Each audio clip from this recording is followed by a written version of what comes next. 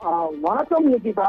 மதுரை மாடத்தாவணி நக்கீரர் தோரண வாயில் இடிந்து விழுந்து உயிரிழந்த விவகாரம் தொடர்பாக மதுரை மாநகராட்சி அதிகாரி மற்றும் ஒப்பந்தக்காரர் ஆகிய இருவர் மீது 3 பிரிவின் கீழ் புதூர் காவல்துறை வழக்கு பதிவு செய்துள்ளனர் நிற்கிறார். ஏனென்றால் தொடர்ந்து 1981 ஆண்டு ஜனவரி 4ஆம் தேதி மதுரை மாநகரை கிழக்கு நுழைவாளி பகுதியான மாடத்தாவணி பகுதியில் நக்கீரர் தோரண வாயில் கட்டப்பட்டது.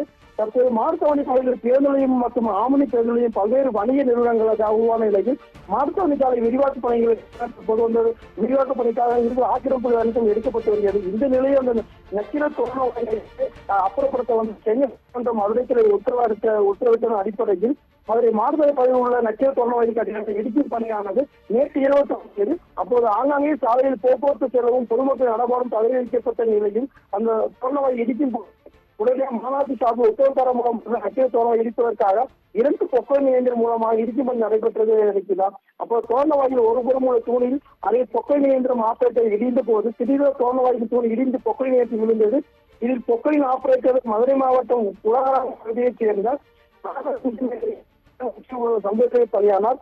அது உத்தரவுக்காக வந்து உடனடியாக நலத்தம்பி என்பவர் அரசு அனுமதிக்கப்பட்டுள்ளார் இருக்கிறார். இந்த நிலையில் வந்து பெரும் பரபரப்பை ஏற்படுத்தியது.